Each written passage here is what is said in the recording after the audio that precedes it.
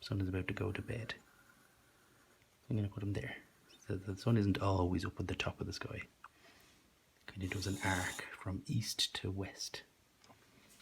So he's going to bed now. So now I'm going to try a few colours. And I have these kind of colouring pencils here. Colouring pencils are very good for just getting the colour on the page quickly, I suppose. I suppose crayons are the same, aren't they? And when I'm colouring, I kind of follow the direction of what I'm colouring. So if I want the water going one of these ways, up or down, I'm going to go this way. I'm not going to colour this way because it won't look natural. Because we always have little white patches, as you can see there in mine. But if you go in the direction that you want the water to go, then those white patches will look like you meant them.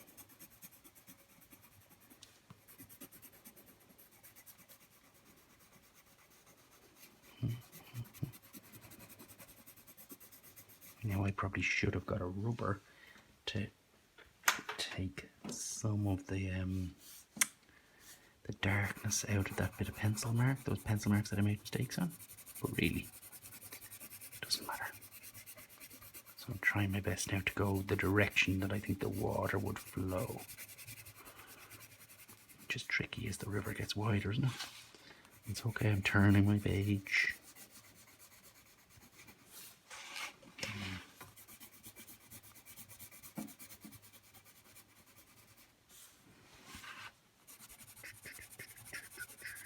It's tricky at the end, so you kind of have to go off the page and not panic about going off the page. I'm just going to get close if I can, because this page is quite thick, so it keeps on catching.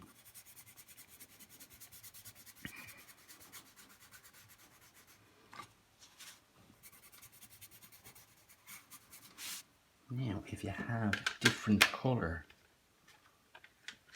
or different shades of the same colour, it might add to your river. So not just blue, because if you look at things when you're out and about, if you're in the park or anything like that, they're never really just one colour. There's always shades. There's some dark patches where they're hiding under the riverbank, where the light can't get them. It's always darker. And then there's some brighter patches where the light is shining.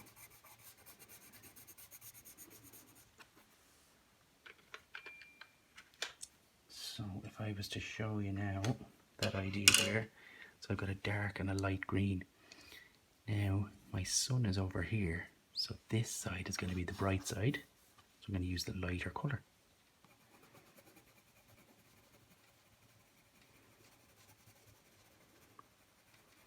Okay.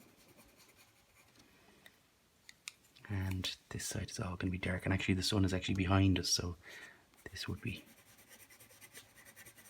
darker.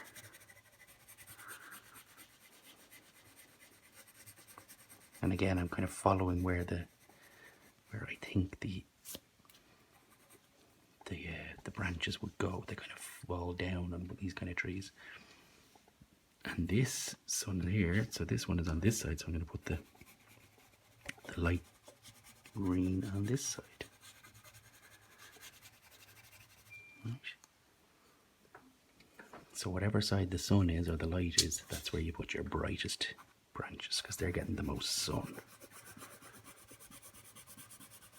And you'll notice that I'm covering in now, that you can't see the mountains behind, because I'm colouring in. Now again, I could have rubbed out those mountains a bit better, or drawn them in a little lighter in the start. But it doesn't matter, it's just learning. Now,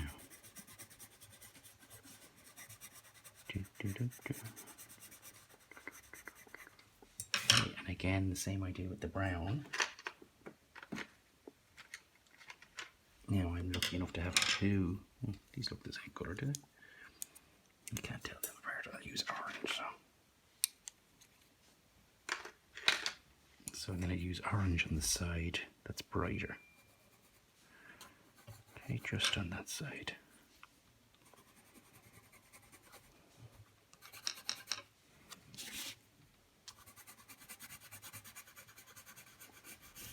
might just send a few up there. You might see the odd little branch just on the closest one. Okay. And I can use orange in the sun. And I'm colouring like a cut. It starts like a cut. And then I'm just doing tight little circles like that. I'm enjoying an evening sun, so it's kind of orange and it might be a little bit red. I'm going to put a little bit of yellow around there too. Because if you notice, the evening sun is usually got cooler colours in it. So that's the idea there. Now I'm going to get a different green. And I'm going to go for, so this is the direction of the grass, so I'm going to turn my hand so I can move fast the way the grass would grow. And just using the side of my crayon, because I don't want to spend too long doing the grass.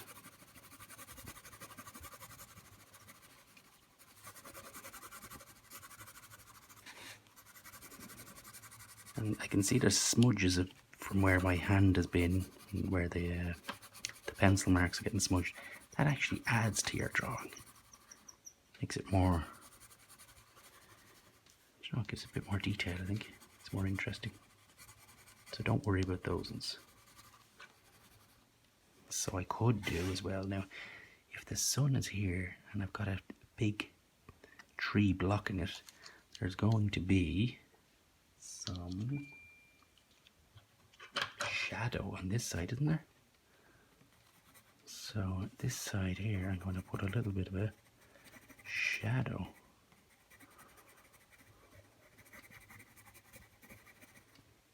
Okay, and again here, so it's going to be over here. You're going to draw a line to where you're drawing, and the shadow will be here. Shadow's going that way for this one. Doesn't have to be. And then this one is going to go there. So you draw a line from there and you go this way is the shadow. Okay. So I forgot to put on my, this guy here again. The sun is over here, the light's over here. This is the light side. So far away you probably wouldn't be able to see this though. And just a quick colour there. Now, I'm going to say that the sky goes across. So again, side of my pencil.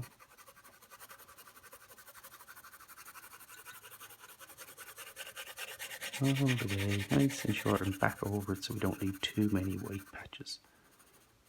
And don't worry if you go over the mountains. You can go over them in a different colour later. It's only nice and light. Oh, like that or else.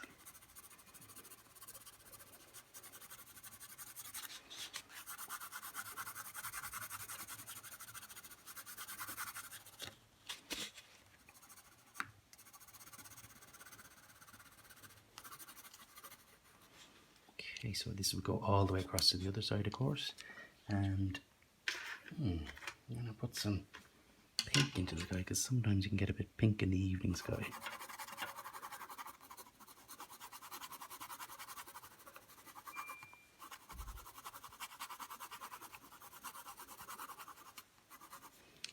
You could try some purple, because it just makes it interesting. Just different little patches of small colour makes the sky look more realistic. Okay. So there you have it. So you've got your X to make things look small or far away and close up. You've got your shadow and the dark bit here, the shade, and then this is the light bit because it's on this, the side of the light is on, the sun is on, and then on the opposite side, kind of draw a straight line from there, from the sun, you've got your shadow. So if you go out on a sunny day and stand outside, look behind you, you'll see your shadow is behind you, or the other side of the sun. Okay, so that's another little tip. And it's not black. Your shadow isn't black. It's just a dark version of whatever the colour is on the ground. So if it's green, then the shadow's dark green. Okay, right, have a go with that. Enjoy.